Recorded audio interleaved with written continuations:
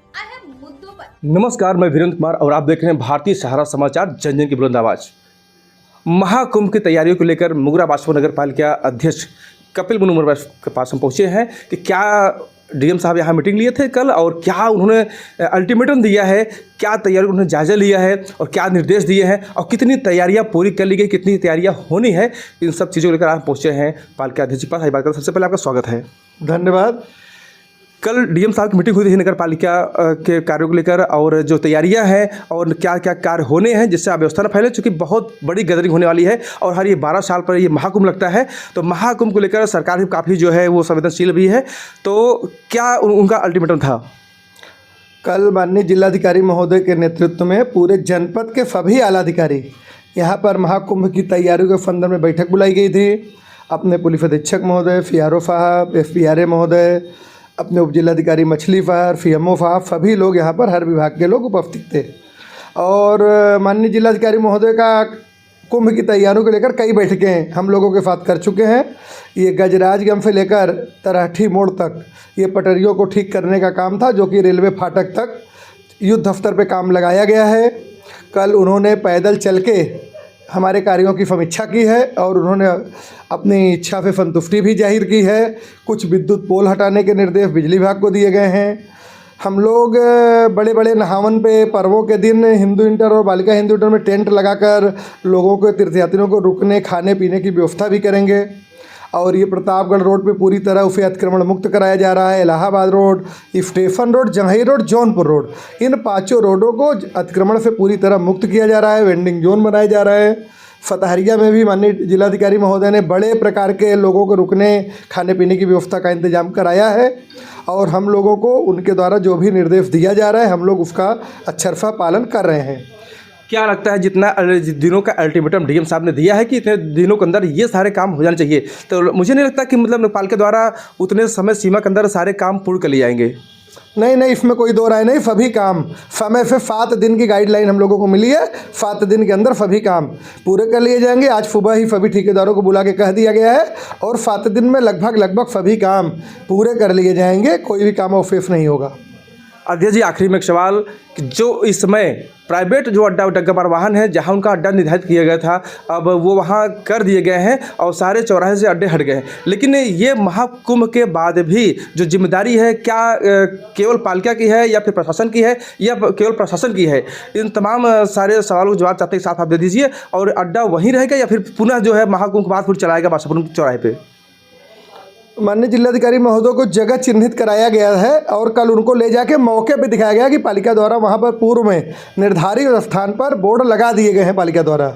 और अभी अड्डों को वहां पे संचालित करने के बाद माननीय कल कप्तान साहब से हुई है, उन्होंने देखा है, उन्होंने कहा नहीं बहुत अच्छा निर्णय है। और FPRA साहब, FDM साहब सब ने सहमत जताई कि जो पूर्व में निश्चित किए गए जगह हैं वहीं से अड्डों का निर्धारण हो और मार्केट को पूरी तरह छूता रखा जाए। प्राइवेट वाहन मार्केट में ना आए।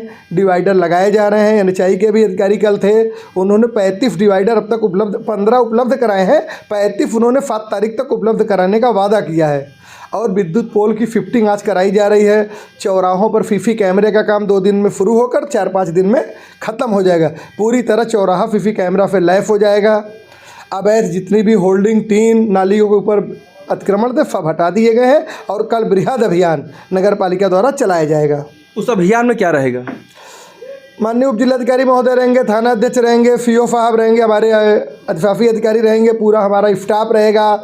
जो भी लोग स्वयं से हटा लिए तो कोई दिक्कत नहीं, अगर कुछ अवशेष रहेगा तो फिर JCB पे हटाकर ट्रैक्टर पे सब कुछ लाद लिए जाएंगे। और माननीय जिलाधिकारी महोदय के निर्देश के क्रम में कुंभ तक किसी के कोई सामान को वापसी नहीं की जाएगी। 2 महीने बाद जब कुंभ खत्म होगा तब भी किसी को कुछ वापस मिलेगा। इसलिए लोग स्वयं से अपना जो भी निर्देश रात में जिलाधिकारी, उप जिलाधिकारी महोदय और EO साहब ने दिया है उसके क्रम में अनुपालन सुनिश्चित कर लें। अध्यक्ष जी, एक सवाल और है एकदम आखिरी में कि अभी तक लोगों की मानसिकता में है कि ये जो फंड निर्गत हो रहा है, कार्य हो रहे हैं, ये महाकुंभ का कोई एक बजट या फंड आया होगा, थोड़ा सा इस पर क्लियर कर दीजिए। अभी महाकुंभ के लेकर कोई बजट नहीं है, लेकिन सारा पैसा जो भी नगर पालिका में आता है वो सरकार का है। सरकार का निर्देश हुआ कि पटरियां बनानी है तो हम लोग काम कर रहे हैं। वो नगर पालिका के फंड से माननीय जिलाधिकारी महोदय के स्वीकृत में हो रहा है और सब माननीय जिलाधिकारी महोदय के देखरेख में हो रहा है। कोई अतिरिक्त फंड कुंभ मेले को लेकर नहीं प्राप्त हुआ है। चलिए, ये चीज़ क्लियर हो गया कि कोई अतिरिक्त फंड नहीं है। इसी साथ आइए बात कर लेते हैं अधिशासी अधिकारी जी से, और चूँकि एक जिम्मेदार पद पर है और उनसे बात करेंगे कि जो इस समय अतिक्रमण हटाया गया है, ये जिम्मेदारी आपकी है या पुलिस की है? देखिए, जो साइड पटरी पे दुकानदारों द्वारा अतिक्रमण किया गया है वो नगर पालिका प्रशासन और पुलिस प्रशासन दोनों की जिम्मेदारी है हटवाना, और हम लोग संयुक्त अभियान करके इसको हटा रहे हैं। कल मैं था और एसडीएम साहब, सीओ साहब, इंस्पेक्टर, सब लोग मिल करके जितने अतिक्रमणकर्ता हैं सबके यहाँ जा करके हम लोगों ने उनको अल्टीमेटम दिया है। आज सुबह से ही अनाउंसमेंट भी हो रहा है अतिक्रमण हटाने के लिए, और कल नगर पालिका द्वारा पुलिस के साथ संयुक्त रूप से बृहद अभियान चलाया जाएगा अतिक्रमण हटाने का। सवाल प्रमुख ये है कि महाकुंभ बीतने के बाद अड्डा वहीं रहेगा या फिर वापस आ जाएगा, या फिर इसमें पालिका कोई रोल नहीं है या फिर इसमें पुलिस का ही रोल होता है? देखिए, जो वाहन स्टैंड हैं उसमें मुख्य भूमिका आरटीओ प्रशासन की और पुलिस प्रशासन की है। क्योंकि डीएम साहब ने कहा है कि अगर अतिक्रमण दोबारा हुआ चौराहे पर, प्राइवेट अड्डा जो डग्गामार वाहन आए, तो निश्चित रूप से पुलिस को सस्पेंड किया जाएगा। इसका मतलब है ये जिम्मेदारी पुलिस की ही है।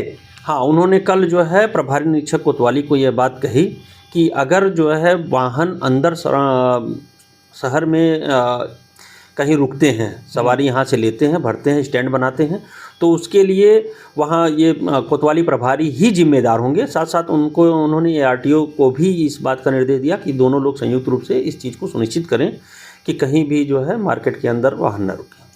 आखिरी में हम पुलिस प्रशासन को कहना चाहते हैं, स्थानीय जो पुलिस है, कि यदि महाकुंभ बीतने के बाद भी अगर वो वसूली के चक्कर में अगर वो अड्डा यहाँ संचालित कराते हैं, तो इसके लिए पब्लिक भी जागरूक है। अगर इस तरह होता है तो पब्लिक को भी एक होना पड़ेगा, और यहाँ जो तमाम अव्यवस्थाएँ फैलती हैं, ये व्यवस्थाएं न फैले, इसमें पब्लिक का भी सहयोग चाहिए होता है।